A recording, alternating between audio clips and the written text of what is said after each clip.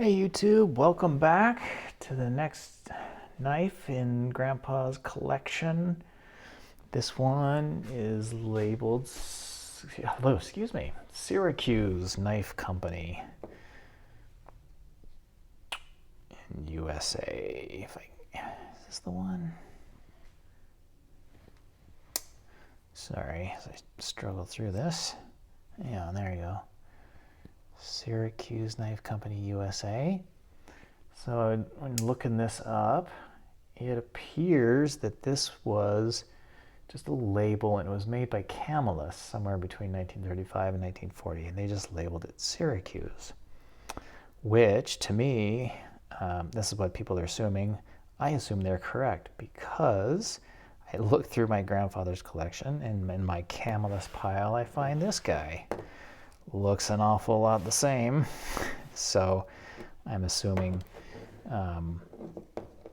this Syracuse knife was made by Camillus and just labeled Syracuse.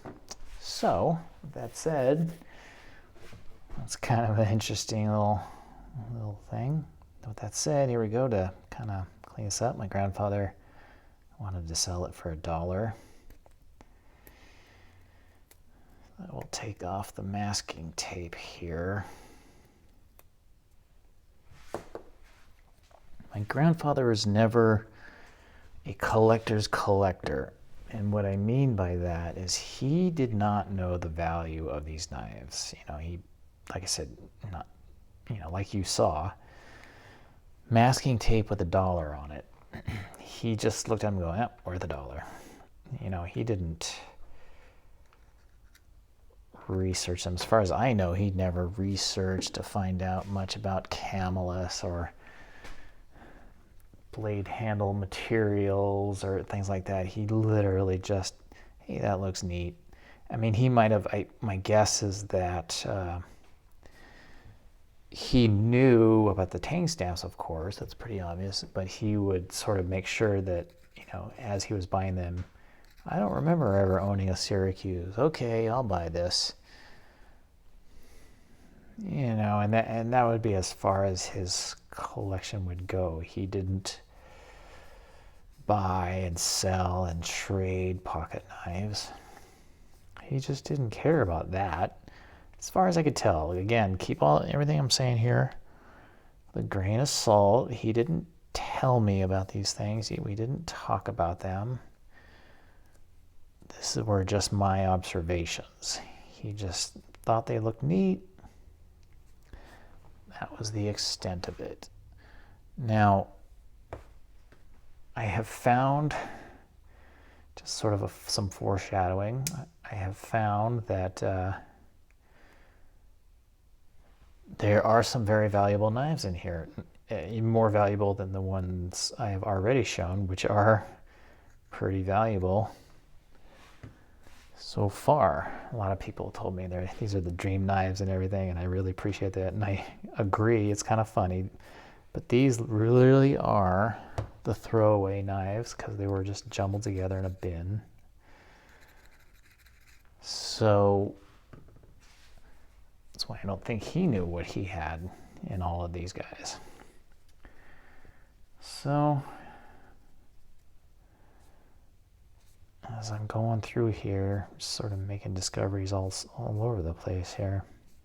So he may have known about the values, especially maybe when he was younger. And then by the time I became aware of what was going on with him and everything, by then he just didn't care anymore. That might have been the case.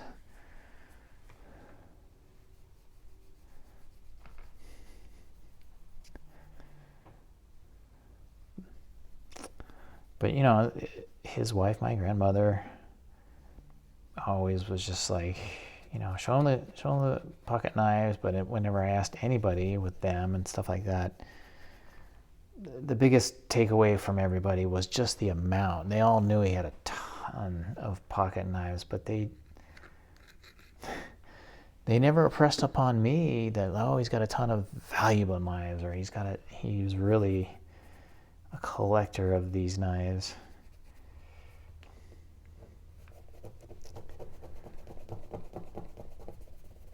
he did not go to Pocketknife shows, or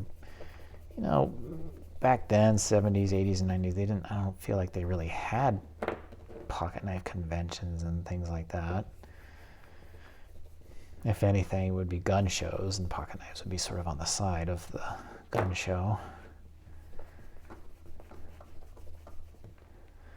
My grandfather did have a lot of very nice rifles and shotguns, which I do have one of because my father gave to me, but all the other ones in my father's, quite frankly, stupidity, gave to his girlfriend instead of giving them to me, so I don't get those. But he had lots of rifles and shotguns and all that kind of stuff.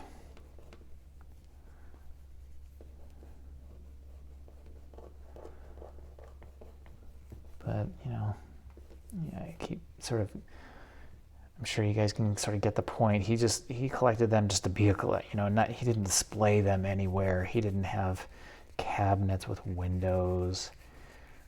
He didn't tell people about them. I wouldn't have known about them had my grandmother never forced him to show them to me.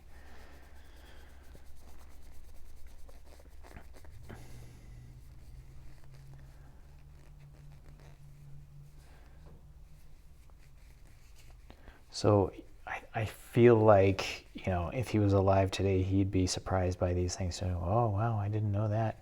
He would not react. He wouldn't be like, oh, wow, well, tell me more about them. He would just say, oh, I didn't know that. Wow, okay.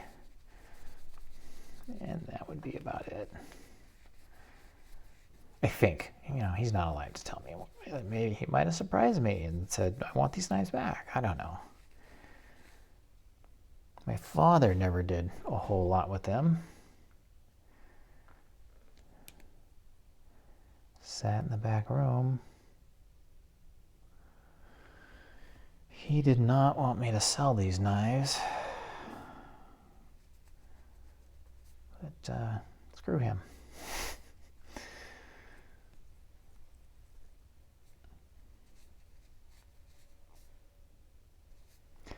Yeah, this thing actually cleaned up pretty nice. It's not this, I'm pretty sure this is a plastic handle. It's not, the most valuable knife ever. It's, just kind of a nice little, I don't know. I personally think this is a pen knife, but I know I've been schooled. This is an equal-ended folder. If you guys want me to comment what the difference is, I don't know what the difference is between a pen knife and an equal-ended folder. Not a whole lot of walk in there. It's not real snappy, but it snaps when you put it together like that. The cover ends up real nice. Ends up being kind of cool, kind of this faux pearl plastic knife. Brass liners. These little tipped bolsters. Yeah, have a cute little knife. Syracuse Knife Company, made by Camillus. Okay, these and other interesting stories coming up next. Thanks for watching.